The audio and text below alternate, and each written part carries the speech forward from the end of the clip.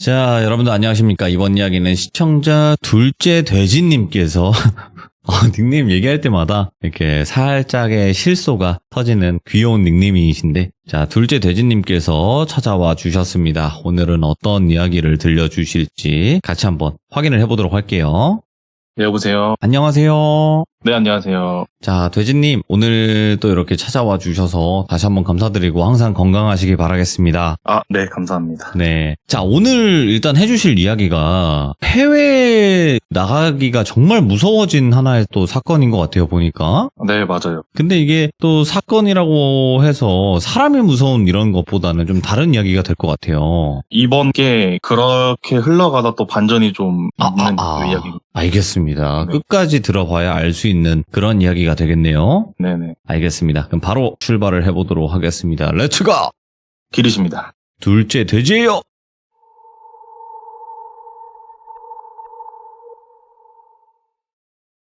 일단 오늘 해드릴 이 이야기는 제가 20대 초반에 백화점에서 근무를 했었어요.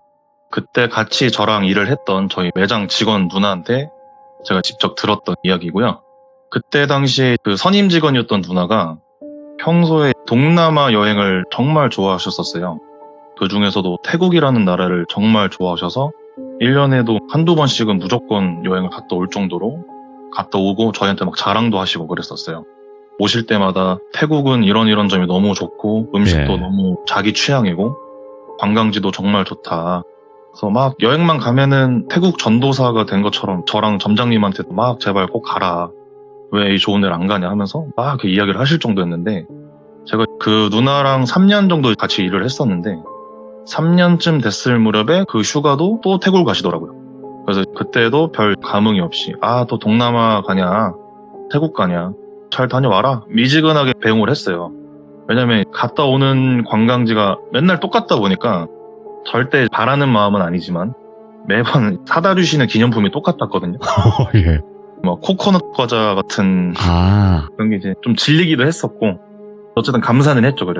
그래서 이번에 누나 태국 여행에도 별 감흥이 없이 배웅을 했었던 것 같았어요. 그때 당시에 누나가 휴가가 끝났는데 일주일이 지나도 출근을 안 하시는 거예요. 왜 안 하지? 무슨 일이 있나? 그래서 좀 불만이 많았었어요. 왜냐면 그 누나가 휴가를 간 만큼 제가 또 땜빵을 채워야 되거든요. 휴가가 지났는데도 안 나와서 좀 나도 쉬어야 되는데 왜 안 나오지 하다가 그 다음날 또 나왔더라고요. 무슨 일이 있길래 안 나왔냐, 왜 무슨 일이 있냐, 휴가 잘 다녀온 거 아니냐 이제 하는데, 태국 이야기를 하자마자 절대로 내 앞에서 태국의 태자도 꺼내지 말라. 나 진짜 다시는 이 태국 같은 동남아 이런 나라 절대 안 갈 거다. 저한테 욕을 하는 거예요.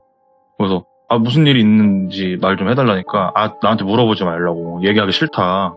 근데 너무 궁금한 거예요, 저도. 그래서 계속 이제 욕을 먹으면서까지 저도 끈질기게 물어봤었어요. 도대체 무슨 일이 있길래 그러냐. 나 누나 대신 일주일 또 일을 했었는데 이건 얘기해줘야 된다. 알았다고 하면서 그날 마침 또 점장님이 출근을 안 하신 날이었고, 네. 되게 좀 한가한 이제 평일이었어갖고 마침 이야기하기에도 너무 좋은 시간이었던 거죠. 그래서 이제 막 이야기를 들었어요. 그래서 그 문제일이 있었던 태국 여행 당시 그 전에 누나가 평소 태국을 갈 때마다 자주 방문하던 그 한인이 운영하는 식당이 있었대요. 자주 방문을 하다 보니까 얼굴도 트고 그 가게 사장님이랑 좀 친분이 쌓였었나 봐요. 네. 그 사장님이 앞으로 태국 올 때 숙소 같은 데 비싸게 잡지 말고 자기한테 말을 하면 자기네 직원들이 쓰는 숙소이자 게스트하우스가 있는데 거길 되게 싸게 줄 테니까 그냥 편하게 써라 라고 제안을 했대요. 그러면서 가이드 같은 것도 자기가 해줄 수도 있고, 교통이 조금 불편하면 차로 그냥 공항이나 이런 데도 편하게 데려다 줄 테니까 언제든지 말하고 편하게 놀러 와라. 누나 입장에서는 너무 좋은 여건을 제안을 해주시니까 감사했대요. 그리고 숙소도 되게 괜찮은 가격이었고 위치 자체도 방콕 같은 데랑 크게 멀지가 않아서 너무 좋았고, 정말 감사하다고 해서 그 여행 때 처음으로 사장님이 편의를 봐주신 숙소에 묵게 됐대요. 근데 어쨌든 숙소긴 숙소니까 간단하게 좀 체크인 같은 개념도 했었나 봐요. 비상 연락망이라던가 이메일도 적고. 그러다가 숙소를 들어갔는데 되게 쾌적했었대요. 넓고 2층 구조였는데 1층에는 큰 거실이랑 주방 같은 게 좀 있었고, 네. 현지 직원들이 사용하는 방이 좀 몇 개가 있었대요. 그다음에 이제 2층 계단을 올라가면 복도로 돼 있는 방들이 여러 개가 있었는데 거기에 손님들이 사용하는 게스트룸 같은 구조였나 봐요.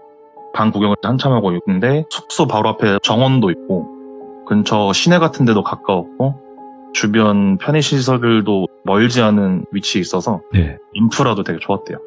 조금 특이했던 게 그 숙소 거실이랑 베란다 사이에 세장이 하나 있었대요. 되게 좀 고딕한 세장이 하나가 있었는데 예. 그 세장에 앵무새가 한 마리 있었대요. 그래서 사장님한테 앵무새가 있네요 하고 물어보니까 아 얘가 애교도 진짜 많고 되게 똑똑하고 나를 너무 잘 따라서 키우게 됐는데 좀 오래됐다.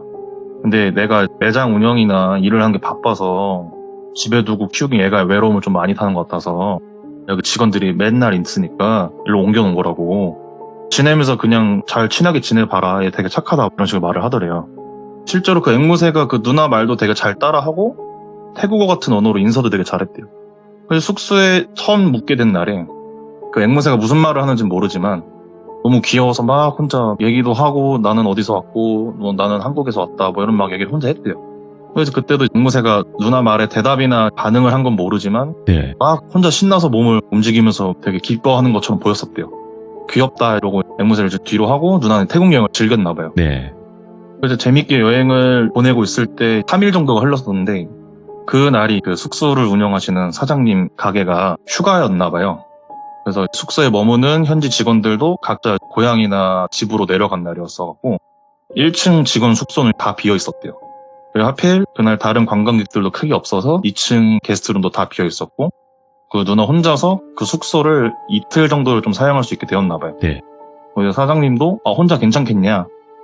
저 되게 상관없다. 오히려 혼자 있는 거 좋아하고 뭐 재밌게 혼자 지내는 것도 잘 해서 너무 좀 심심하면은 그냥 현지인들이랑 뭐 밖에서 술 먹으면 된다 뭐 이런 식으로 얘기를 했나 봐요. 그러면 혹시 뭐 무슨 일이 생기면은 연락을 해라 하고 나가서 술을 막 먹고 들어왔나 봐요. 그러다가 현지인들이랑 또 친해지고 거기 있는 한국인들도 친해져서 몰래 그 숙소에도 데려와서 술도 먹고 자고 가게 했었대요, 첫날에. 근데 둘째 날에 그날도 또 밖에서 재밌게 술을 먹고 누나가 들어왔는데 그날따라 조금 얌전했었던 그 앵무새가 거슬릴 정도로 시끄럽게 울더래요. 무슨 말을 하면서. 그냥 새가 우는 게 아니고 말을 하면서 울더래요. 누나가 좀 취기도 있고 피곤해서 왜 이렇게 시끄럽지 하고 그냥 방으로 바로 올라갔나 봐요. 그래서 겨우 잠들려고 하는데 또 앵무새가 막 뭔가 소리를 지르는 것처럼 막 무슨 말을 하면서 막 울더래요. 1층에서 우는데 그 2층 방문을 막 뚫고 들릴 정도로 뭔가 바락바락거리면서 울더래요, 그 앵무새가. 그래서 자려다가 너무 짜증이 나서 1층을 내려갔대요. 처음에 앵무새한테 뭐라고 하면서 제발 조용히 해. 너 왜 그러냐. 아까 얌전하지 않았냐.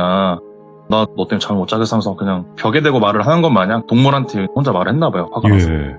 얘가 당연히 말을 못 알아듣겠지만 계속 무시를 하고 막 시끄럽게 울더래요. 누나도 너무 힘들어서 막 세장도 흔들어 보고 안에 막 먹이도 놔줘보고 했는데도 얘가 방법이 없어서 그냥 내가 귀를 막고 자야겠다 하고 포기를 하고 그냥 방으로 올라갔대요. 그러다가 좀 잠이 들려고 하는데 아까보다 확실히 좀 조용해진 게 느껴져서 애가 좀 조용해졌나 보다 하고 다시 편하게 잠을 자려는데 뭐가 삭삭삭 이런 식으로 말하는 소리가 들리더래요. 그래서 무슨 소리지? 하다가 좀 귀를 기울여 봤는데 그 앵무새 소리였대요. 그냥 아까보다 작게 말을 하는 느낌이었대요. 얘가 또 왜 이러지 하면서 또 뭐가 도졌나? 안 되겠다고 내려가려는데 계단을 조금 반쯤 내려가니까 아까 막 난리치면서 울 때랑은 좀 다른 텐션으로 막 누군가 좀 말을 하는 것 같았대요. 주고받고 말을 하는 느낌이었었대요. 그래서 뭔가 그때 좀 그 앵무새 텐션이 아까랑 좀 다르다는 게 느껴졌나 봐요. 그래서 계단을 내려가다 말고 몰래 그 얘기를 들은 거죠. 앵무새가 뭐라고 하나. 네. 그래서 뭔가 좀 차분하게 말을 하더래요. 단어만 말을 한 건데 처음에 좀 신기했었나 봐요, 누나도. 동물이 사람도 안 보이니까 혼자서 기이한 행동을 하는구나. 아무래도 그 누나도 태국을 몇 번이나 갔다 오다 보니까 귀에 좀 잘 들리는 단어 같은 게 있을 거 아니에요. 그렇죠. 미세하게 몇몇 단어가 좀 들리더래요. 그래서 그게 그냥 뭐 안녕, 어서와, 뭐 안녕하세요, 막 이런 인사말이었대요. 근데 뭐 이런 말들은 워낙 평소에도 많이 하고 걔도 많이 듣는 말이라서 그냥 무의식적으로 기억을 하고 내뱉을 수 있겠다라고 생각을 했나 봐요. 그냥 뭐야 그냥 이러고 있었는데 그 다음에 뱉은 말들이 자기가 처음 들어보는 말들이고 이해가 아예 안 가는 단어라서 번역기를 켰나 봐요, 누나가. 근데 그때 번역기에서 나온 말들이 또 왔어? 2층에 있어. 아직 걔 있어. 2층 방에 있어. 막 이런 식으로 단어가 뜨더래요. 근데 그게 뭔가 자기를 가리키는 것 같아서 너무 놀래서 앵무새를 봤는데 현관 쪽을 계속 보면서 그 말들을 계속 하더래요. 걔 있어. 2층에 있어. 뭐 안 자고 있어. 그런 식으로 계속 말을 하더래요, 앵무새가. 그걸 보자마자 누나가 너무 무서워서 뒤도 안 돌아보고 그냥 뛰쳐나가서 근처 그냥 다른 모텔에서 잠을 잤대요. 그 뜬 눈으로 밤을 새다가 다음날이 마침 현지 직원들이 다시 숙소로 오는 날이었고 시간을 맞춰서 날이 밝자마자 숙소로 갔나 봐요. 근데 현지 직원 중에 몇 번 봤던 조금 친해진 여자 직원이 한 명 있었대요. 말이라는 그 직원인데 한국어도 조금 하고 되게 한국 문화를 좋아해서 혼자 공부를 했었나 봐요. 그래서 그 누나를 되게 좋아했었대요, 한국인이라서. 그래서 이제 그 마리를 보자마자 그날 있었던 일을 좀 물어보려고 따로 마리를 불러서 얘기를 했대요. 아, 마리야, 혹시 여기 앵무새라고만 말을 했는데 마리가 조금 놀래갖고 입을 막으면서 새 얘기 하지 마, 새 얘기 하지 마 계속 이러더래요. 그 누나 입장에서는 놀래기도 했고 너무 무서운 일이었어갖고 아, 내가 근데 이건 들어야겠다라는 마음으로 계속 물어봤대요. 아니야, 근데 나 이거 이런 일이 있어서 무조건 이게 무슨 일인지 알아야 될 것 같아 하더니 주위를 보더니 그러면 저쪽 가서 그냥 얘기를 하자, 사람 없는 데를 좀 가자 이러더래요. 그래서 숙소를 나가서 근처에 아무도 없는 데를 가서 이야기를 했대요. 원래 그 숙소에 몇 년 전에 말이랑 같이 일을 했던 여직원이 한 명이 더 있었는데 그 여직원이 들어올 때 일도 너무 싹싹하게 잘하고 여러모로 사장님이 되게 이뻐했었대요. 그 여직원이 들어오고 나서부터 그 가게도 뭔가 장사도 잘 되는 느낌이었고 손님들도 그 여직원을 되게 좋아했었대요. 뭔가 사장님 입장에서는 여러모로 좀 복덩이가 굴러 들어왔다고 생각을 하셨나 봐요. 근데 그 여직원 집이 너무 멀어서 매번 출퇴근하는 게 좀 힘들었었나 봐요. 그래서 장사도 어느 정도 된 시점에서 사장님이 좀 직원들의 그런 편의를 봐주려고 그 숙소도 만들면서 거기를 또 게스트하우스화를 시켰나 봐요. 직원들도 편하게 출퇴근을 하고 그렇게 지내라. 그리고 그 마리가 말한 그 여직원이 앵무새를 원래 키우고 있었는데 꼭 부탁을 해서 이 앵무새 자기랑 꼭 같이 있어야 된다. 양해를 구해서 숙소에 그 새를 데려와서 같이 키웠대요. 예. 그때 당시에도 앵무새가 너무 말도 잘 듣고 애교도 많아서 다른 직원들한테도 인기가 많았고 다 같이 가족이 돼서 좀 같이 키우고 이런 느낌이었었나 봐요. 근데 그 여직원이 숙소 생활을 막 하고 있을 때 직원들도 점점 많아지고 하면서 눈이 맞은 남직원이 있었대요. 근데 교제를 하면서 뭔가 계획이 없었던 아이를 갖게 되었고 그 남자는 어린 나이에 무책임하게 그냥 모르는 척을 하고 도망갔나 봐요. 뭔가 그런 무책임한 행동과 충격 때문에 그 여직원이 며칠을 못 가서 비극적인 선택을 했고 그 여직원이 데려온 앵무새만 혼자 남아버린 거예요, 숙소에. 근데 그 평소에 그 여직원을 좀 많이 생각했던 사장님이 그냥 이 앵무새만큼은 우리가 좀 잘 돌봐주자 하고 그냥 숙소에서 같이 키웠대요. 네. 뭔가 이 말을 하면서 마리가 좀 이야기를 하는데 근데 자기 생각으론 그 앵무새를 대하는 사장님이 좀 이상했다. 뭔가 물건 취급을 하는 것처럼 느껴졌었대요. 뭔가 자기 생각으로는 그 앵무새도 가게 매출이 잘 나오게 하는 뭔가 부적 같은 존재같이 느껴져서 직원들이 케어를 하려고 해도 손대지 말라고 그러고 엄청 과민하게 그 앵무새를 대했대요. 그런 게 조금 뭐 이상한 건 있었다라는 식으로 얘기를 했나 봐요. 그래서 그 여직원이 떠난 후에 앵무새가 어느 날부터인가 새벽마다 너무 시끄럽게 울었었대요. 그런 적이 없었는데 혼잣말도 너무 해서 직원들도 막 잠을 너무 설쳤고 힘들어해서 막 조치를 취하려고 했는데 그 사장한테 말을 해도 오히려 좀 정색을 하면서 그냥 새 건들지 말고 내버려 두고 앵무새가 거슬리면 그냥 니네가 나가라 라는 식으로 그냥 얘기를 하더래요. 예. 왜 앵무새한테 뭐라 하냐. 그래서 그냥 실제로 밤마다 이상하고 소름 끼치는 말을 앵무새가 혼자 하는데도 그걸 못 견디고 나간 직원들도 좀 있었었대요. 직원들은 그냥 본능적으로 이 앵무새가 그냥 혼잣말을 하는 게 아니라 뭔가 그 여직원한테 하는 말처럼 들려서 그냥 그런 말이 들릴 때마다 못 들은 척하고 무시하고 지냈었대요. 예. 또 한동안 잠잠했었었대요, 며칠. 그 직원들도 돈을 벌어야 하고 가게가 다른 식당 일자리보다 돈을 더 많이 줘서 그냥 참고 지냈다고 했더라고요. 그래서 그냥 그 누나는 마리한테 그런 이야기를 쭉 듣다가 뭔가 어제 있었던 일도 그렇고 그 숙소에서 더 수박을 할 수 없을 것 같아갖고 사장님이 말을 했대요. 예. 근데 뭔가 앵무새 이야기를 꺼내자니 자기도 좀 찝찝해서 거짓말로 좀 둘러댄 거예요. 마침 오늘 친구들이 태국을 놀러 오게 돼서 다른 숙소를 잡았다고 해서 오늘부터 그냥 자기들도 친구들이랑 같이 지낼 것 같다고 좀 거짓말을 했대요, 사장님한테. 갑자기 그 사장님이 듣더니 앵무새 때문이요? 이러더래요. 누나가 잘못 들은 줄 알고 네? 이렇게 좀 놀랐나 봐요. 뭔가 혼자 조금 막 웃으면서 아니 뭔 친구들이었다고 거짓말까지 하면서 그러냐고. 그냥 앵무새 때문이라고 말을 하지. 무슨 땡땡씨 그렇게 안 봤는데 좀 실망이다 막 이런 식으로 얘기를 하더래요. 누나가 되게 놀랐었대요. 그 말 꺼내지도 않았는데 뭔가 그 사장은 그런 거를 알고 있다는 식으로 말을 하는 게 되게 놀랬었대요. 그리고 처음에 뵀을 때는 친절하시기도 하고 되게 잘 챙겨주시는 모습이 좀 아버지 같았어 갖고 의심되는 그런 요소들도 많이 없었는데 그 말 한마디 하면서 그 표정을 보니까 아예 다른 사람처럼 보였다라는 거죠. 그래서 뭔가 느낌이 쎄해서 그냥 솔직하게 말을 하면 안 될 것 같았대요. 그래서 그냥 끝까지 좀 모른 척을 하면서 앵무새가 무슨 일이 있냐? 아 진짜 뭐 별다른 일이 아니라 친구들이 놀러 오기로 해서 그냥 제가 거기 가기로 한 거고 그동안 신세 정말 잘 줬고 감사하다. 다음에 또 친구들 데려가겠다라고 그냥 좀 능청스럽게 말을 좀 둘러대고 자리를 떴대요. 사장님은 그냥 뒤에서 뭐 알겠다 뭐 잘 가라 이런 말도 없이 그냥 계속 그냥 무표정으로 그냥 누나를 계속 쳐다보더래요. 누나도 뭔가 민망하기도 했고 거리가 좀 멀어질 때쯤에 손을 이렇게 흔들면서 갔대요. 앞으로 여행이 며칠이나 좀 더 남았었는데 뭔가 여러 가지로 되게 찝찝했었대요. 그래서 그냥 안 되겠다.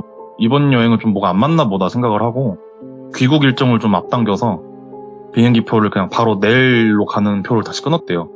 근데 그날 밤에 그 사장한테 연락이 왔대요.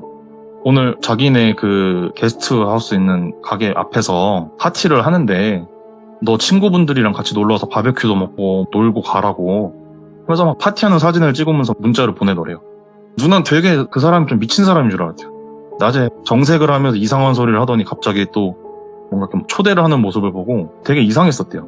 그래서 그냥 괜찮다고 친구들도 좀 불편해하는 것도 있고 저희끼리 놀고 싶어서 나중에 또 태국 오면 꼭 다시 연락드릴게요 라고 그냥 둘러댔대요. 근데 그 사장님 답장으로 어차피 여권 가지러 와야 될걸요? 라고 보내더래요. 누나는 무슨 소리냐고 좀 벙쪘나 봐요. 근데 생각해보니까 누나가 그 숙소 급하게 나오면서 자던 방 서랍장에 여권을 뒀었는데 네. 그걸 그냥 까먹고 두고 나온 거래요. 그래서 사장은 그걸 알고 뭔가 그 누나를 부른 것 같았대요. 그래서 갈까 말까 고민을 진짜 엄청 많이 했었대요. 여권 다시 발급받고 이러려면 일정이 더 미뤄지는 게 싫어서 당장 그냥 내일 한국을 빨리 가고 싶어서 그냥 가야겠다 싶었대요. 어차피 거기 직원들도 다 있고 네. 차마 자기한테 그 사장이 해코지를 할 거라고도 생각을 못했대요. 그래서 무슨 깡인지는 모르겠는데 일단 그냥 바로 찾으러 갔대요. 긴장을 아무래도 좀 하면서 가고 있는데 근데 진짜 그 파티를 하는 게 맞을까? 그 사진이 가짜 막 이런 거 아니어서 막 뭔가 상상을 막 했대요. 근데 도착하고 보는데 직원들이 진짜 막 바베큐 파티하면서 놀고 있더래요. 진짜 파티를 하고 있었구나. 그래서 파티하는 데를 쭉 둘러보는데 저쪽에 구석에 파라솔 펴져 있는 그런 의자 같은 데에서 사장이 혼자 앉아서 좀 쉬고 있더래요. 예.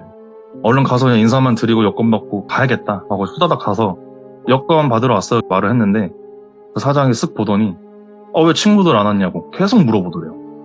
친구들 그냥 숙소에 있다. 그러니까 거짓말했네. 친구들 안 왔지? 보면서 계속 물어보더래요. 아니요 진짜 친구들 숙소에 있고 저 혼자 두고 온 거라서 기다리는 거 싫어하고 그냥 제가 빨리 온 거라고 막 둘러댔대요. 빨리 가려고 테이블에 여권을 잡고 이제 가려는데 그 사장이 그 누나 팔목을 잡더니 갑자기 진지하게 말하더래요. 그냥 그러지 말고 나랑 여기서 같이 장사하면서 나랑 만나볼 생각 없어? 그런 식으로 말을 하더래요. 근데 누가 봐도 그 사람은 진짜 아버지 뻘 되는 아저씨였고 뭔가 그런 식으로 말하는 게 너무 진지해 보여서 너무 싫었대요. 계속 손 잡고 놔주질 않더래요. 그냥 자기랑 여기서 살자고. 누나가 그 얘기 듣고 잘 생각을 해보니까 왜 여태 자기한테 이렇게 호의적으로 막 잘해줬는지 이해가 가더래요. 아무리 그냥 몇 번 본 단골 손님이어도 뭔가 그렇게 친절하게 해주는 게 조금 막 이상했었대요. 그래서 그냥 뭔가 그 상황이 무서워서 넘기려고 그냥 농담하지 마시라고 저 남자친구도 있고 한국의 가족들도 있고 한국에서 일을 잘하고 있는데 이건 좀 아닌 것 같다. 막 실랑이를 벌였는데 계속 진지하게 보면서 나랑 그냥 같이 여기 있자. 내가 여기 다 해줄게. 뭐하러 한국 가? 계속 이러면서 그러더래요. 근데 손을 안 놓고 계속 그러니까 누나도 무섭고 화가 나서 막 큰 소리 치면서 손을 뿌리치고 그 사장님 뺨을 자기 너머리에 때렸대요. 너무 놀라서 그냥 도망간 거예요. 누나 뛰어서. 근데 그 사장도 뭔가 뺨 맞은 것 때문인지 뭔지 모르겠지만 좀 벙이 쪄서 아무 대꾸도 없이 그냥 거기 앉아서 누나가 도망가면 계속 봤대요. 그렇게 거의 밤을 새다시피 하고 날 밝자마자 공항으로 갔나 봐요. 누나가. 그래서 귀국하는 비행기를 바로 탔는데 출발 전에 그 사장한테 또 문자가 한 통 왔대요. 내가 꼭 한국 가면은 너 찾아낼 거야 라는 식으로 문자가 왔대요. 뭔가 자기를 되게 협박하는 것 같았대요. 내가 어떻게든 너 찾아낼 거고 그때 너 데리고 다시 태국 들어갈 거다 이런 식으로 말을 하더래요. 너무 그 문자 자체가 무서워서 번호고 뭐고 다 차단해버리고 문자도 지우고 그냥 아예 핸드폰을 꺼버렸대요. 그리고 어떻게 겨우겨우 무사히 한국에 도착을 했고 집으로 오자마자 너무 피곤하기도 하고 많은 일들이 있어서 네. 짐도 안 풀고 그냥 바로 자려고 누웠는데 핸드폰을 켰는데 메일이 와있더래요. 이메일을 보니까 아까 말한 그 마리한테 이메일이 온 거예요. 네. 그 메일 주소를 보니까 마리면 그 사람 아닌가 하고 봤는데 그 메일을 안 보려고 했대요 처음에.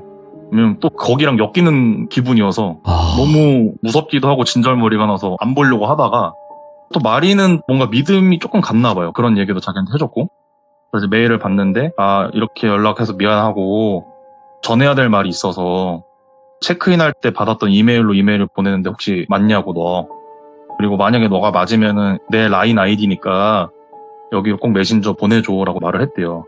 그래서 뭔가 무슨 일이 있나 하고 너무 궁금하기도 해서 라인 어플을 깔고 바로 그 계정한테 메신저를 보냈나 봐요.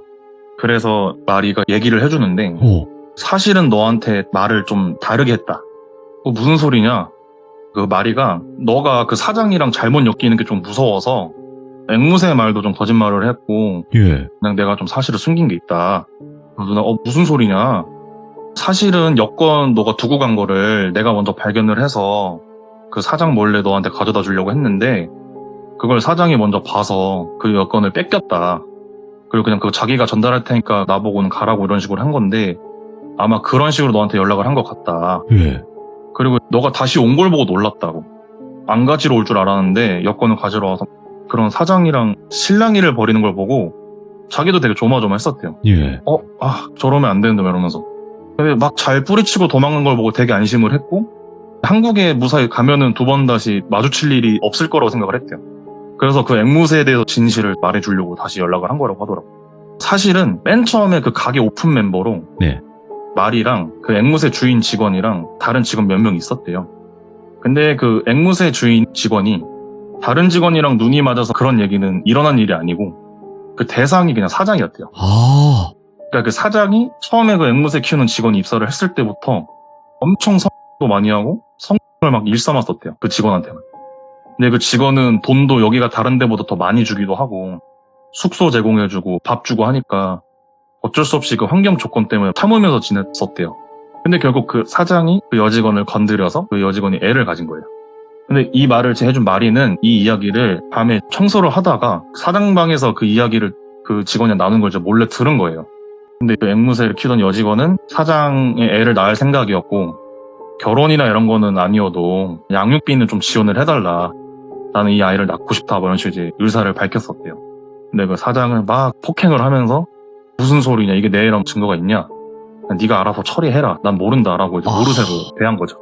그러고 나서 얼마 안 있다가 그 숙소 근처에서 그 여직원이 혼자 비극적인 선택한 게 발견이 된 거였고 사장은 다른 남직원을 막 해고를 시키면서 제가 쟤랑 그렇게 돼서 이러는 일이야 라고 다른 직원들한테 막 거짓말을 했었대요. 그리고 마리가 이 내용을 알고 있는 거에 대해서는 그 사장은 절대 모르고 있대요. 아무도 모른다라고 생각을 하나 봐요. 그 얘기를 듣고 나서 마리가 두 번 다시 앞으로 여기 오지 마라고 얘기를 하더래요. 그 사장 원래 좀 이상하다.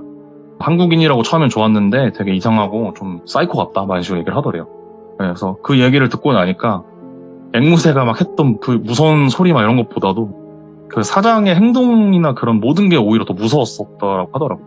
그래서 그때부터 동남아 같은 나라나 태국에 대해서 엄청 누나가 공포증이 생기고 뭔가 가면 또 그 사람을 마주칠 것 같은 트라우마 때문에 그날 이후로 두 번 다시 그 나라 근처에는 절대 여행을 안 갔고 그래서 저도 뭔가 그 이야기를 듣고 나서 해외여행은 역시 절대 혼자 가는 게 아니다 이런 생각이 들더라고요. 와, 그분의 입장에서는 다시는 못 갈 만하긴 하네요. 네. 야, 근데 앵무새가 등장을 하고 와, 이런 또 반전까지 숨어있을 줄은 상상을 못했습니다. 네네.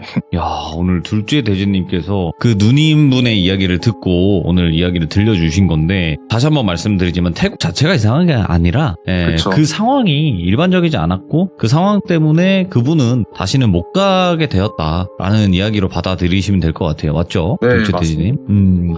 오늘 사실상 쉬운 이야기는 아니었을 수 있어요. 근데 이렇게 잘 풀어주실 수 있는 거는 둘째 대진님께서 잘 또 전달을 해주셨으니까 저희가 잘 이렇게 이해를 하지 않았나 생각을 합니다. 아, 감사합니다. 네, 다시 한번 너무너무 감사드리고 오늘 또 기괴하면서 소름 끼치는 이야기 전달을 해주셔서 감사합니다. 고맙습니다. 네, 감사합니다. 네. 네, 이거는 진짜로 와, 그 사장도 사장이고 와, 이야기 자체가 기괴하네요. 와, 그런 생각을 가지고면서 그렇게 하려고 했다라는 것 자체도 섬뜩하고 그 앵무새가 했던 말도 그렇고 정말 또 무서운 이야기가 아니었나 생각을 합니다. 여러분들도 해외여행 다 좋습니다. 하지만 가실 때 항상 조심하시고 준비 단단히 해서 가는 게 좋지 않을까 생각을 합니다. 감사합니다.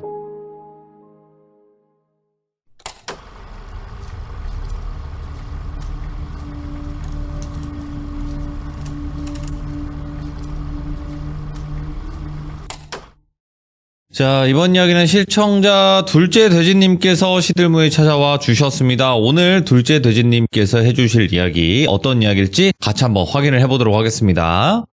네, 안녕하세요. 오, 둘째 돼지님. 네. 오랜만에 뵈서 그런지 목소리가 훨씬 더 잘생겨졌다라고 해야 될까요? 오랜만입니다. 목소리가 좀 달라지신 것 같은데 마이크가 달라진 건가? 아무래도 네 번째가 이제 되다 보니까 네. 저도 조금 적응이 됐는지. 여유가 이게 다르긴 하네요. 네, 아이고 반갑습니다. 네, 안녕하십니까. 네. 자, 일단은 오늘 해주실 이야기의 주제가 있을 것 같은데요. 어떤 이야기가 될까요? 일단 오늘 제가 들려드릴 이야기는 제가 직접 겪었던 일이고요. 네. 공사장에서 제가 일용직 근무를 할 때 겪었던 일입니다. 알겠습니다. 그럼 바로 출발을 해보도록 할게요. 렛츠고! 길이십니다. 둘째 되시죠.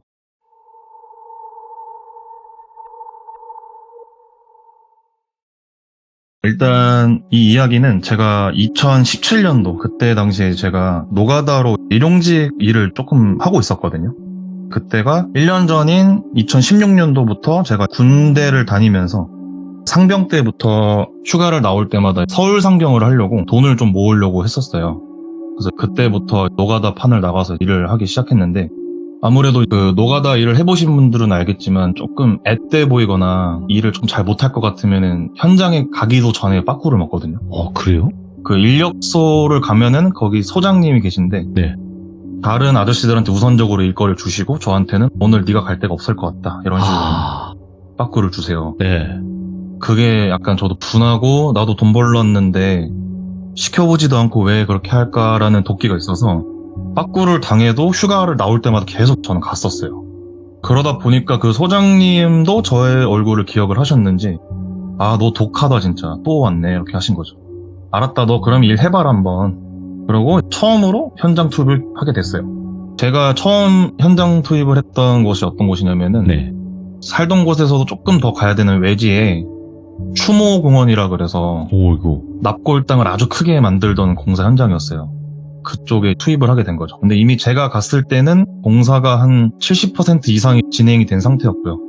그러면서 그곳에 가서 처음에 현장 일을 지시를 받기 전에 이런 저런 상황들을 배우고 안전교육을 받았는데 사실상 그 노가다라는 게 제가 거길 가서 대단한 일을 하는 건 아니거든요. 뭐 목수라던가 전기공사 하시는 분들이랑 이런 다양한 기술직 분들이 주된 작업을 하시고 저 같은 일용직 노가다 하시는 분들은 시다라 그래서 예. 시다바리의 줄임말이거든요. 예. 거기서 그냥 잡일을 많이 주세요. 자꾸 시키면 하고. 네. 이거 해라, 저거 해라. 네, 이거 저기 날라라, 이거 치워라, 이거 어떻게 좀 해봐라. 그래서 시다를 하는 경우를 저희가 많이 했는데 그날 처음부터 제가 노가다 일을 마지막으로 하기 전까지 거의 매일같이 뵀던 쉽게 그냥 김씨라는 호명으로 그분을 부를 텐데 김씨 아저씨가 저를 굉장히 첫날부터 잘 챙겨주셨어요. 나이대는 약간 저희 큰아버지 뻘 정도 되시는 분이었고 아들 얘기도 하시면서 너만한 아들이 있는데 너 되게 의젓하다 막 그런 얘기도 하시면서 저를 굉장히 잘 챙겨주셨어요. 그리고 공사장에서는 이런 수칙이 있는데 꼭 잘 지켜야 되고 조심도 해야 되면서 몸 안 다치고 돈 벌어가는 게 제일 중요하니까 잘 해보자 이러면서 막 옆에서 굉장히 친절하게 알려주시고 조금 다치려고 그러면 대신 잡아주시고 이렇게 많이 저를 이렇게 아껴주셨던 분이 계세요. 네. 근데 또 반대로 제가 또 굉장히 싫어했던 분이 한 분 계신데 저희 담당하시는 반장님이 한 분 계세요. 근데 그 반장님은 첫날부터 제가 일을 하기 마지막 날까지도 굉장히 저만 보면 갈구시고 아이고. 그 정도까지 화를 내시지 않아도 되는데 자꾸 저한테 나무라시고 뭔가 유독 저를 되게 탐탁지 못하시는 것 같았어요. 뭔가 지금 와서 생각이 들면은 그때 당시에 거기 저만큼 어린 친구들이 없었거든요. 어리니까. 예, 네, 좀 그런 게 그래서- 있겠죠. 네, 그래서 얘가 어느 정도까지 이렇게 하나 보자 이런 느낌이었어요. 그래서 엄청난 꾸중을 늘 들으면서도 그래도 딱 끝났을 때 그 돈을 받는 순간의 쾌감은 진짜 말로 표현할 수가 없습니다. 아, 이렇게 하루 바짝 일했는데 바로 돈을 이렇게 받는구나. 그리고 생각보다 그 시다 일이 저는 좀 잘 맞았어요. 왜냐면 또 제가 현역 출신이다 보니까 군대에서 이런저런 잡일도 굉장히 많이 배웠고 거의 반 노가다를 군대에서도 해봐서 생각보다 크게 다를 게 없네? 이런 느낌이었어요. 그리고 거의 4시, 5시에 칼 퇴근을 하거든요. 네, 그래서 아침에 일어나는 것도 군인이다 보니까 되게 적응이 잘 돼 있고 이거 군대 일과랑 거의 비슷하다 이러고 있었죠. 그러다가 시간이 지나고 제가 병장 휴가 때도 계속해서 그쪽을 찾아가서 일을 하고 이랬어요. 그러다 이제 어느덧 시간이 흘러서 제가 전역을 하게 됐어요. 전역을 하고 서울을 상경하기까지 약 한 달 정도가 좀 남은 시간이었는데 최대한 돈을 바짝 벌어서 서울을 올라가야겠다 생각을 하고 그때도 안 쉬고 노가다를 자주 나갔던 것 같아요. 네. 근데 전역을 하고 나가는데도 김씨 아저씨는 계속 뭐라고 하시는 거예요. 그냥 제가 둘째 내진까 둘로 성을 하겠습니다. 둘병장 왜 전역했는데 자꾸 와? 이러시는 거예요, 저한테. 아니, 젊은 사람이 쉬어야지 왜 자꾸 젊은 사람이 벌써 이런 현장 와서 일하냐. 저 그게 아니고 저 한 달 뒤에 서울 갈 건데 돈을 조금 벌어놔야 돼서 일을 좀 더 하려고 해요. 그러니까 네. 뭐 의젓하네 이러면서 또 저를 막 챙겨주시더라고요. 그렇게 또 전역을 해놓고도 일을 하다가 사건이 터진 날이 있는데 예. 그날도 오늘처럼 되게 우중충하고 뭔가 좀 낮은데도 밝지도 않고 그런 날이었어요. 원래 제가 노가다를 가는 패턴이 아침 5시에 일어나면은 어머니랑 같이 차를 타고 인력사무소를 가거든요. 왜냐면 어머니가 기독교 신자셔서 새벽 기도를 항상 가세요. 이제 가시는 길에 저를 내려다 주고 가시면은 네. 시간도 딱 맞고 가는 길도 비슷해서 딱 좋았거든요. 그래서 저는 원래 먼저 일어나서 저 준비하고 엄마 준비하시면 같이 가고 이랬는데 그날은 이상하게 제가 잠을 못 일어나겠는 거예요. 이상하게 전날 분명히 일찍 잤고 컨디션도 좋은데 그날따라 잠에서 못 깨겠는 거예요. 꿈을 꿨는데 무슨 꿈인지 기억도 안 나고 너무 진짜 꿈에서 헤매다가 어머니가 처음으로 저를 깨우셨거든요. 너 왜 이렇게 못 일어나? 이렇게 놀라시더라고요. 그러게요. 나 오늘 왜 그러지? 근데 뭔가 좀 피곤해 보였나 봐요, 제가. 예. 너 오늘 그냥 가지 마 이러시는 거예요. 아니야, 근데 나 오늘 가야 돼. 왜냐면은 제가 또 다음날에 그 애들끼리 뭐 생일 파티랑 이런 막 술자리 약속이 있었어갖고 돈이 좀 더 필요했어요. 왜냐면 저는 성인이 되고서부터 집에서 용돈을 거의 안 받았었고 제가 직접 제 쓸 돈을 벌고 막 이랬거든요. 그래서 술 먹을 돈을 받기도 싫었어요, 부모님한테. 나 내일 약속도 있고 놀아야 돼서 오늘 일을 꼭 나가야지만 내일 놀 돈이 생긴다. 그래? 근데 오늘 날씨도 되게 우중충하고 너 컨디션도 안 좋아 보이는데 그냥 가지 말지? 이러시는 거예요. 아니야, 나 가야 돼, 오늘. 신경 쓰지 말라고, 괜찮다고. 그래, 알았어. 이러고 얼른 준비해서 내려와. 이러고 내려갔는데 차에 타서도 계속 그러시는 거예요. 근데 오늘 웬만하면 그냥 가지 마. 이러시는 거예요. 그래서 좀 의아했던 게 원래도 어머니가 처음으로 그런 말씀 하신 거예요. 전에도 네. 현장 일 나갈 때 가지 말라거나 이런 말씀은 안 하셨고 가서 잘 하고 오고 조심히만 다녀와라. 그런 식으로만 말씀을 하셨는데 그날따라 이상하게 자꾸 저를 가지 말라고 하시는 거예요. 그래서 저도 약간 조금 짜증이 났어요. 아니 이미 준비도 다 하고 나왔고 빨리 가야 된다 지금 늦었다. 그러더니 계속 엄마는 오늘 네가 안 갔으면 좋겠어 갑자기 완강하게 말을 하시는 거예요. 왜 그러냐고 말을 해봐라. 사실은 엄마가 꿈을 꿨는데 꿈자리가 너무 안 좋다라고 얘기를 하시는데 저희 어머니가 약간 영적으로 그런 게 있으세요. 꿈자리가 굉장히 잘 맞으시고 그 촉이 굉장히 좋으세요. 뭐 무당이나 신기 이런 건 절대 아닌데 항상 그 촉이 좀 잘 맞으세요. 안 좋은 일이 일어날 것 같은 거에 대한. 근데 저는 그거를 알고 있는데도 그날은 뭔가 그 얘기가 안 들어오더라고요, 저한테. 그래서 뭔 꿈이냐 이렇게 다시 물어봤는데 얼버무리시더니 그냥 대충 말을 하시는 거예요. 그냥 너가 좀 다치는 꿈을 꿨다. 그 무슨 별거 아닌 것 같고 그냥 그러냐. 그냥 엄마가 내면적으로 내가 현장을 자주 가다 보니까 걱정이 돼서 그런 것 같다. 나 오늘 컨디션도 좋고 별일 없을 것 같으니까 신경 쓰지 마시고 데려다 달라. 그래, 너 그러면은 무리한 거 하지 말고 조심히만 해 하고 데려다 주신 거죠. 그날도 사무소에 다 도착을 해서 똑같은 그 추모공원에 또 배정을 받고 인력사무소에서 하이바랑 이런 거 다 챙기고 나서 봉고차를 타고 출발을 했어요. 사무실에서 현장까지는 차로 한 2-30분 정도 거리거든요.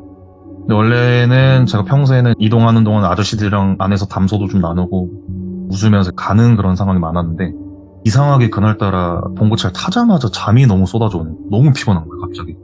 나 나올 때 괜찮은데 왜 이러지?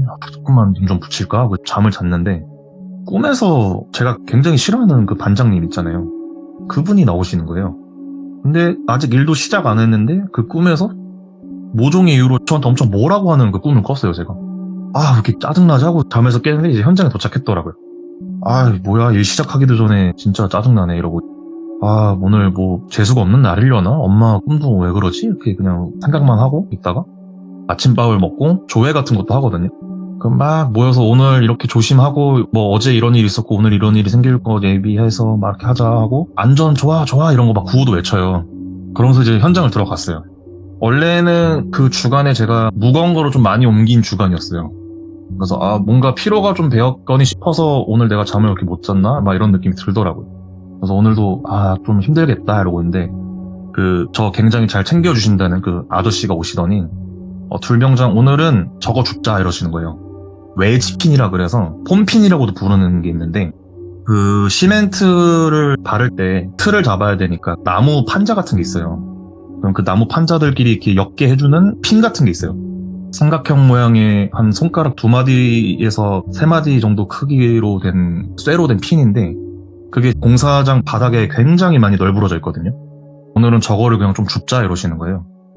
오늘 개꿀인데? 이렇게 속으로 생각을 했죠.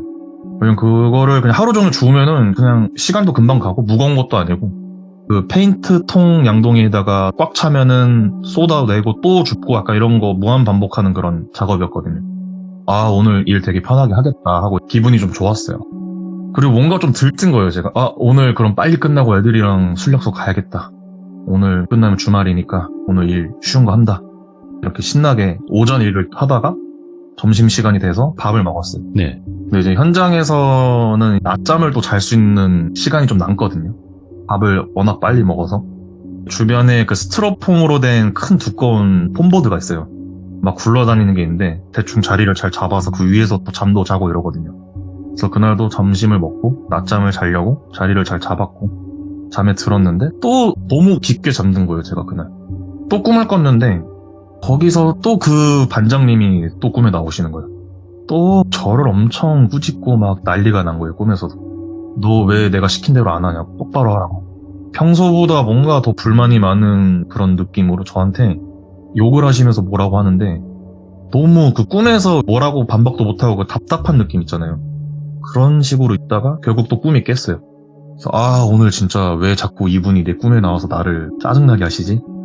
나 오늘 기분 되게 또 좋아졌는데 아까부터 굉장히 거슬린다 이러고 있다가 다시 오후 일과가 시작이 됐어요. 똑같이 또 핀을 줍고 있는데 공사장이 굉장히 시끄럽거든요. 여기서 저기서 사방에서 막 드릴하는 소리부터 각종 장비들 쓰는 소리부터 굉장히 정신이 없고 엄청 시끄러워요. 그래서 제가 일을 초반에 배울 때 그 김씨 아저씨가 저한테 안전수칙을 추가로도 알려주신 게 여기가 소리가 굉장히 시끄러우니까 항상 귀를 잘 열고 있어라. 왜요? 그러니까 어디서 물건이 떨어질 때가 굉장히 많은데 그거를 막 사람들이 소리를 지를 거다 피하라고. 근데 멍 때리고 일하다 그거 못 들으면은 진짜 맞으면 골로 간다. 실제로 그런 사람도 굉장히 많고 공사장들이 이렇게 막 층이 올라갈수록 아직 난간은 안 생기거든요.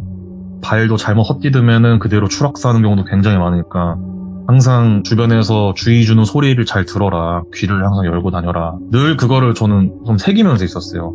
내가 일을 하러 갔다 봉변을 당하면 안 되니까. 그래서 그렇게 일하고 있는데 뒤에 바구니를 제가 메고 하이바도 쓰고 있으니까 뒤를 이렇게 좀 돌아보기가 좀 힘들거든요. 그래서 계속 바닥에서 그 외지핀을 줍고 있는데 그 반장님이 쓱 지나가면서 저한테 뭐라 콩쥐라고 또 지나가시는 거예요. 예, 알겠습니다. 그냥 들리진 않았는데 뭐라고 하는지 혼자 그냥 그렇게 대답을 했어요. 또 슬슬 짜증이 나더라고요. 하루 종일 뭔가 그러니까. 꿈에서 그러더니 오늘 실제로 나한테 엄청 뭐라 하는구나. 오늘 저 사람 기분이 안 좋나 보다. 좀 신기를 건들지 말아야겠다 이러고 또 일을 하고 있었어요. 어느덧 계속 그 핀 줍고 정리하고 하다 보니까 벌써 현장 일이 끝나기까지 한 2시간 좀 안 남았더라고요. 시계를 한번 보고 이제 금방 끝나겠다 하고 또 일을 하고 있었어요. 계속 줍고 있는데 이번에는 뒤에서 오늘 너가 크레인 쪽 가서 일해 갑자기 이러시는 거예요. 그래서 예? 하고 봤는데 또 없어요. 자기 할 말만 하고 사라졌더라고요. 뭐야 이 사람 이러고 또 일을 했어요. 또 오더니 오늘 네가 크레인 가서 저 실린바 좀 풀어 이러시는 거예요. 예? 이러고 또 봤는데 정신없는 현장들 속에 막 또 시끄럽고 하는데 그 실링바 뭐냐면은 크레인이 이제 물건을 내리면은 그 물건들을 이렇게 꽉 묶고 있는 그 띠 같은 게 있거든요. 그거를 푸는 작업이 있어요. 물건을 다 내려주면은 밑에서 인부들이 이걸 풀어요, 다시. 그거는 저를 시킬 그게 아니거든요. 하시는 분들이 계신데 저를 자꾸 하라고 시키시는 거예요. 오늘 네가 하라고 그거. 그래서 뭔가 속으로 이 사람이 왜 나한테 그런 중요한 일을 시키지? 나 일개 시단데 웬일이지? 나를 좀 신뢰를 하나? 그리고 뭔가 좀 해보고 싶었어요. 그런 일을 또 막 신호받으면서 하는 게 현장에서 또 해보고 싶더라고요. 아, 뭔가 여러 번 가니까 짬을 인정을 해주나 보다 하고 이제 시간이 돼서 그 크레인 기사가 막 부르더라고요. 이거 빨리 오라고 이제 할 사람. 그래서 제가 이제 갔는데 앞에서 대기를 하고 있었는데 원래 안전수칙상 크레인이 물건을 다 내리기 전까지는 절대 크레인 근처에 있으면 안 되거든요. 어떤 이유든 사고가 날지 몰라서 물건이 뭐 추락을 할 수도 있고 그래서 크레인이 완전하게 물건을 내려놓고 나서 크레인 위에 올라타서 그 띠를 풀러야 되는데 되게 현장이 그렇듯이 그런 수칙이 잘 지켜지지 않아요. 아, 예. 아저씨들이 워낙 성격도 급하시고 그러시다 보니까 그냥 밑에서 계속 대기를 하고 계세요. 그리고 어느 정도 되면 너무 성격이 급하셔서 다 내려오지도 않았는데 솔직히 효과도 없는데 자기들이 그걸 자꾸 더 내려요, 손으로. 그런 환경 속에서 저는 그게 조금 위험하다 생각을 해서 네. 그래도 좀 뒤로 물러나 있었어요. 대기를 하려고 하는데 갑자기 그 김씨 아저씨가 오시더니 후다닥 저한테 오시는 거예요. 아니 이거 왜 불병장이해? 이러시는 거예요. 이거 반장님이 아까 저 시키시고 가셨는데요. 뭔 소리냐고. 그 사람이 너한테 이걸 왜 시키냐. 예. 이 말도 안 되는 소리 하고 있어. 그러고 저한테 갑자기 좀 정색을 하시는 거예요. 아니요 진짜 저 하라고 계속 몇 번 얘기하고 가셨어요. 그러니까 아이 이 사람은 뭔 말 같지도 않은 소리를 하냐고. 이거를 네가 왜 해. 이거 하는 사람들이 있는데 나와 저리 나와 위험해 이러는 거야 갑자기. 아니 뭔가 제가 좀 짜증이 나더라고요. 아니 나 시켜서 내가 잘 하겠다는데 왜 이게 뭐라고 나한테 이렇게까지 하시지? 아니요 저 할 수 있어요. 처음으로 아저씨한테 조금 대들었어요. 제가 알아서 하겠다고. 근데 엄청 저한테 화를 내시면서 너 까불지 말고 너 할 거 하고 있어. 저로 가 이러시는 거예요. 그래갖고 왜 저러시지 하고 기분은 나빴지만 거기서 더 이렇게 할 수가 없더라고요. 왜냐면 저보다 더 오래 일을 하셨던 분이라서 뭐가 한탁지 않았나 보다 내가 아직은 이러고 그냥 다시 뒤로 가서 제가 그 핀을 줬던 구역에 가서 또 핀을 줍고 있었어요. 한 5분이 좀 안 지났나? 갑자기 예. 탁 하면서 제가 살면서 처음 들어본 굉음이 들리는 거예요. 뒤에서. 너무 놀랄 정도로 큰 소리여갖고 바닥에 주저앉을 정도였어요. 그때 당시. 이게 뭔 소리지? 어느 정도였냐면 제가 또 포병 출신이라서 실사격도 많이 나가봤거든요. 그 포소리가 있어요. 포성 소리가. 그 비교도 안 될 정도로 너무 크게 들렸던 거예요. 그 현장에서 그게 땅까지 진동을 하고 있었고 뒤를 돌아봤는데 그 크레인이 예. 반파가 나 있는 거예요. 이게 뭐지? 자세히 보니까 위에 6층 정도 높이에서 철근을 내리고 있다가 와이어가 끊어진 거예요. 철근이. 그대로 수십 톤 되는 철근이 그냥 다 땅에 꼬꾸라진 거예요. 근데 그 소리가 지금도 제가 표현을 잘 못하겠는데 정말 큰 소리가 났어요. 근데 갑자기 든 생각이 저기 김씨 아저씨 있지 않았나? 이 생각이 든 거예요. 예. 나랑 방금 교대하고 가셨는데? 하고 있는데 다행히 그 근처에 있던 아저씨가 오시더니 사람 없어 이러시는 거예요. 그래서 다행이다. 다행이다 이러고 있는데 크레인 운전석에 계신 분도 안 다치셨더라고요. 크레인 기사분이.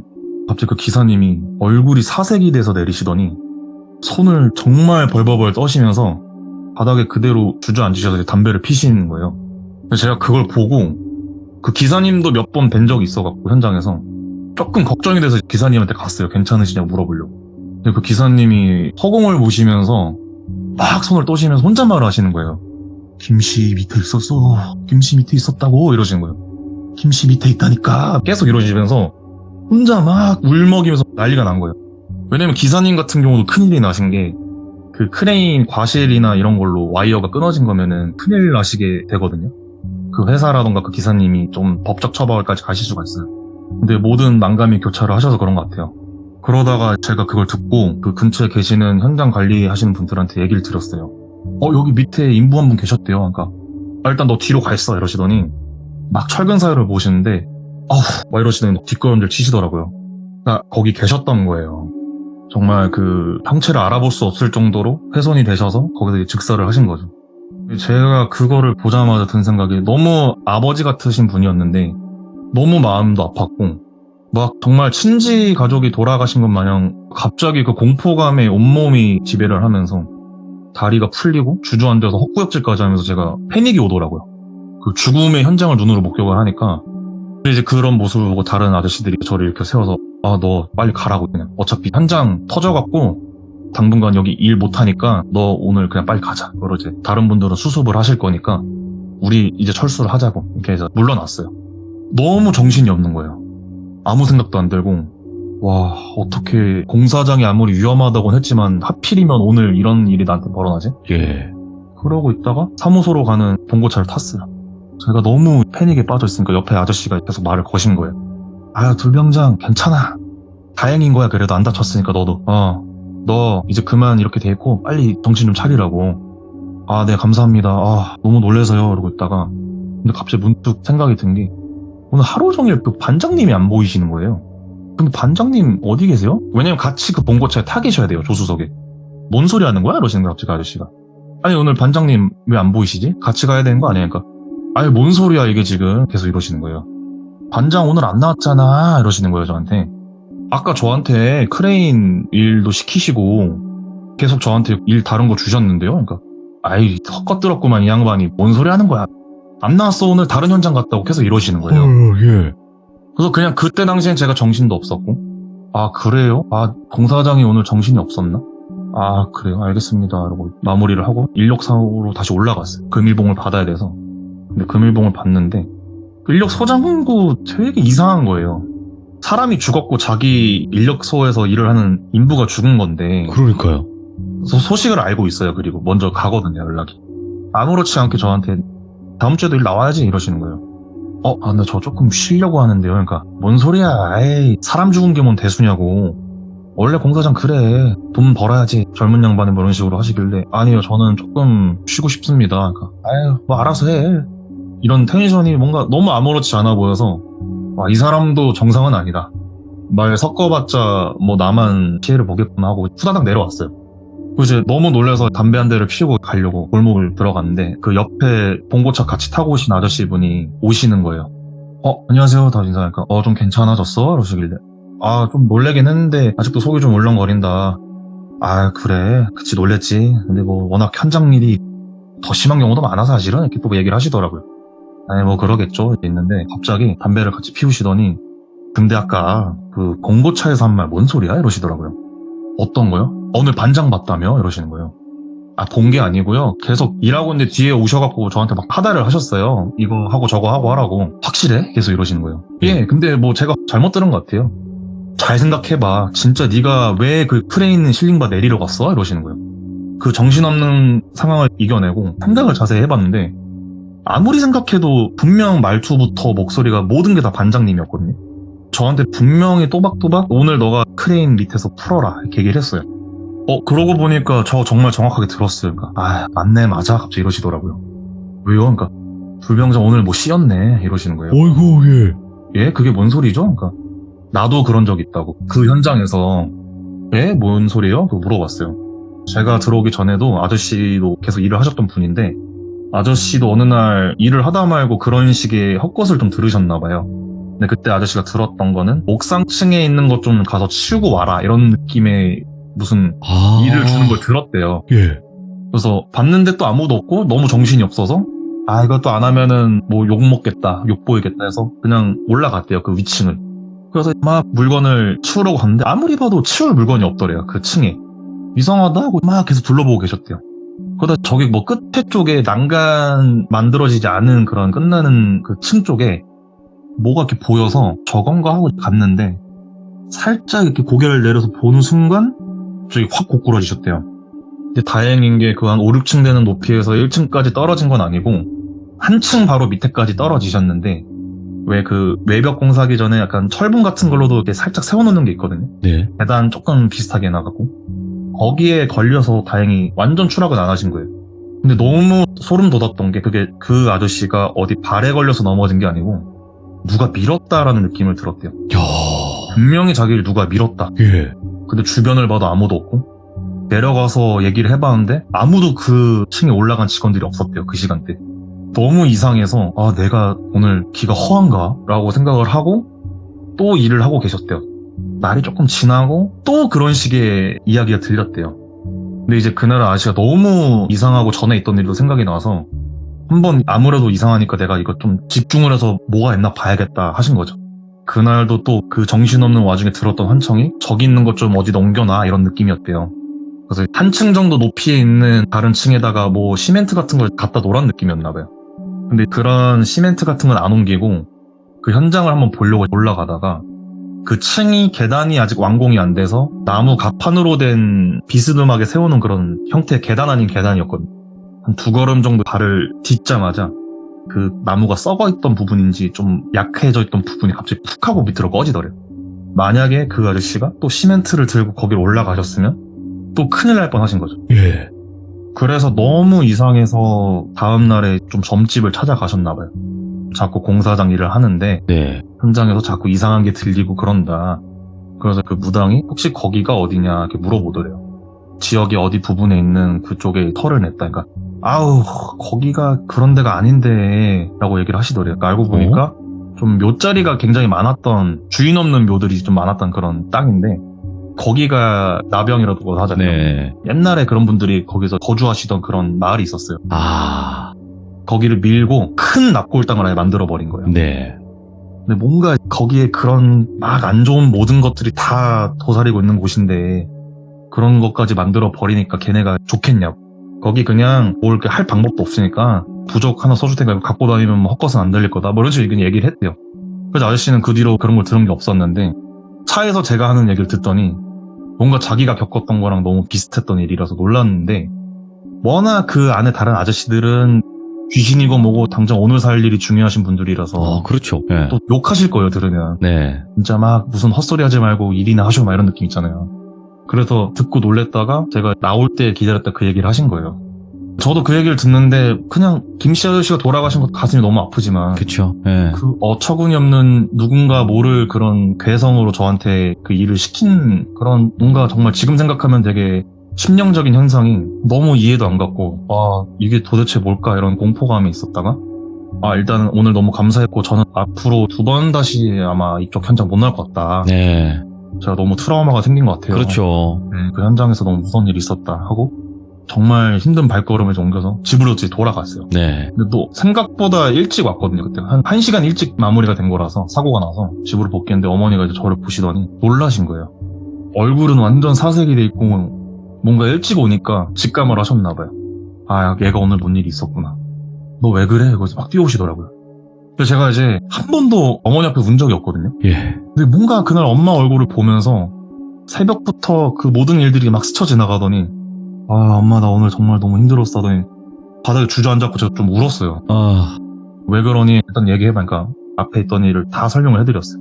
어머니가 다독여주시는 게 아니고 갑자기 너무 놀라시는 거예요. 너 그 진짜야? 이러시는 거예요. 왜? 그러니까 너 왜 엄마 말 안 들어? 이러시더라고요. 그러다가 왜? 그러니까 너 분명히 오늘 내가 꿈자리 안 좋다고 가지 말랬잖아. 이러시는 거예요.